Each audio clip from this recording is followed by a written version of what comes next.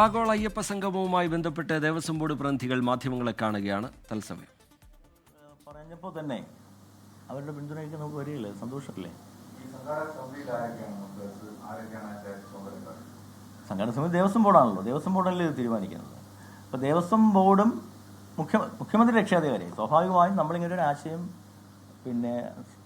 സർക്കാരിനോട് പങ്കുവച്ചപ്പോൾ ഇതിന് വേണ്ടിയിട്ടുള്ളൊരു സംഘാടക സമിതി വേണ്ടേ? സംഘാടക സമിതി എന്ന് പറയുന്നത് മുഖ്യമന്ത്രി മുഖ്യ രക്ഷാധികാരിയായിട്ടുള്ള ഒരു സംഘാടക സമിതിയാണ്.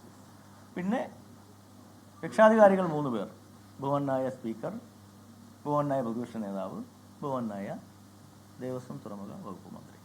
ബാക്കി എല്ലാ മന്ത്രിമാരും പങ്കാളികളായ ഒരു സ്റ്റിയറിംഗ് കമ്മിറ്റിയുണ്ട്. ആ സ്റ്റിയറിംഗ് കമ്മിറ്റി എന്ന് പറയുന്നത് ദേവസ്വം ബോർഡും ദേവസ്വം വകുപ്പും മാത്രമുള്ളൊരു സ്റ്റിയറിംഗ് കമ്മിറ്റിയാണ് അതിനകത്തുള്ളത്. ഉറപ്പായിട്ടും അല്ല, ചിലവ് ഞങ്ങൾ നോക്കുന്നില്ല. ഞങ്ങളിത് ഡിപ്പാർട്ട്മെൻറ്റിന് ഒരു ചിലവ് ഡിപ്പാർട്ട്മെൻറ്റിൽ നിന്ന് തന്നെ എടുക്കാതെ പൂർണ്ണമായും സ്പോൺസർഷിപ്പിലൂടെ കണ്ടുപിടിക്കാനാണ് ഞങ്ങൾ ഉദ്ദേശിക്കുന്നത്. ഏതാണ്ടൊരു 3-4 കോടി രൂപ ഉണ്ടാവും എന്നാണ്. കാരണം ഈ 500 പേർക്ക് നമുക്ക് അക്കോമഡേറ്റീവ് ആയിട്ടുള്ള സംവിധാനങ്ങൾ ഒരുക്കണമല്ലോ. അവരുടെ ട്രാൻസ്പോർട്ടേഷൻ, അവരുടെ ഫുഡ്, അതെല്ലാം കൂടി വെച്ചിട്ടൊരു ഏകദേശം ഒരു, പിന്നെ അതിനെ സംബന്ധിച്ച് അതിൻ്റെ ബഡ്ജറ്റ് ആയിക്കൊണ്ടിരിക്കുന്നേ ഉള്ളൂ. ഇപ്പോൾ നമുക്ക് അതിൻ്റെ ബഡ്ജറ്റിങ്ങിലേക്ക് നമ്മൾ കടന്നിട്ടില്ല. ഓരോ കമ്മിറ്റികളും കൂടണം. അക്കോമഡേഷൻ കമ്മിറ്റിയുണ്ട്, ട്രാൻസ്പോർട്ടേഷൻ കമ്മിറ്റിയുണ്ട്, പ്രോഗ്രാം കമ്മിറ്റിയുണ്ട്, ഫൈനാൻസ് കമ്മിറ്റിയുണ്ട്. അങ്ങനെ ഓരോ കമ്മിറ്റിയും അതിൻ്റെ ബഡ്ജറ്റ് കൂടി തരണമല്ലോ. അപ്പോൾ അങ്ങനെ വരുമ്പോൾ മാത്രമേ നമുക്ക് അതിൻ്റെ ഒരു ഏകദേശം ബഡ്ജറ്റ് എത്രയാകുമെന്ന് നമുക്ക് പറയാൻ സാധിക്കുകയുള്ളൂ.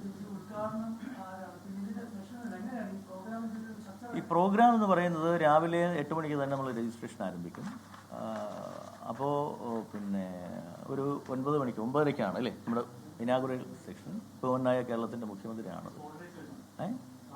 അല്ല, സ്പോട്ട് രജിസ്ട്രേഷൻ അല്ല, ഇത് ഇപ്പം തന്നെ രജിസ്ട്രേഷൻ തുടങ്ങിയിട്ടുണ്ട്. നമ്മുടെ Sabarimala portal virtual queue registration ഉണ്ടല്ലോ, അതിൽ തന്നെ ഉള്ള അതിലാണ് നമ്മൾ രജിസ്റ്റർ ചെയ്യുന്നത്. ഇപ്പം നമുക്ക് ഏതാണ്ടൊരു കഴിഞ്ഞ ഒരു 7-8 വർഷം കൊണ്ട് ഈ പാസ്പോർട്ട് നമ്പർ വെച്ച് രജിസ്റ്റർ ചെയ്തിട്ടുള്ളൊരു 15,000 പേരുടെ ലിസ്റ്റ് നമ്മൾ എഴുതിയിട്ടുണ്ട്. അതിൽ കഴിഞ്ഞ 3 വർഷക്കാലമായി വന്നുകൊണ്ടിരിക്കുന്ന 3 വർഷം 2 വർഷം തുടർച്ചയായിട്ട് വന്നുകൊണ്ടിരിക്കുന്ന ഒരു 4,000 പേർക്ക് നമ്മൾ ഇപ്പോൾ ഇതിൽ ഈ വെർച്വൽ ക്യൂവിൽ ലോഗിൻ സംവിധാനത്തിൽ രജിസ്റ്റർ ചെയ്യാനുള്ളത് നമ്മൾ തുറന്നു കൊടുത്തു. അവരെ ഒരു ഇൻവൈറ്റ് ചെയ്തിട്ടുണ്ട്. അതാണിപ്പോൾ നമ്മൾ അതെ തീർച്ചയായിട്ടും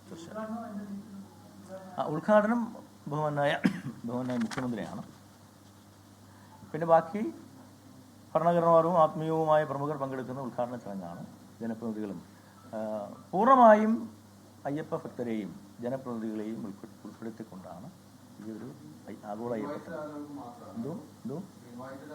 ഇൻവൈറ്റഡ് ആയിട്ടുള്ള ആളുകൾ മാത്രം. ഇല്ല, രജിസ്റ്റർ ചെയ്യാത്ത ആൾ അല്ല. ഞങ്ങളതിൽ ഇപ്പോൾ 4,000 പേർക്ക്, വിദേശത്തു നിന്നുള്ള 4,000 പേർക്ക് നമ്മൾ ഈ വെർച്വൽ ക്യൂ ലോഗിൻ സംവിധാനത്തിൽ രജിസ്റ്റർ ചെയ്യാനുള്ള സംവിധാനം തുറന്നു കൊടുത്തിട്ടുണ്ട്. ഭക്തരുടെ ദീർഘകാലമായുള്ള ആവശ്യമായിരുന്നു. ആ ആവശ്യം ഒറ്റയ്ക്ക് ദേവസ്വം ബോർഡിനെ കൊണ്ട് നടത്താൻ കഴിയില്ല എന്നുള്ളത് കൊണ്ട് ദേവസ്വം മന്ത്രിയെ അറിയിച്ചപ്പോൾ നല്ല പിന്തുണ കിട്ടി, സർക്കാരിൽ നിന്ന് നല്ല പിന്തുണ കിട്ടി. പരിപാടി ഭംഗിയായി മുന്നോട്ട് കൊണ്ടുപോകുമെന്നാണ് ദേവസ്വം ബോർഡ് അത് സംബന്ധിച്ച കാര്യങ്ങൾ വിശദീകരിക്കുന്നത്.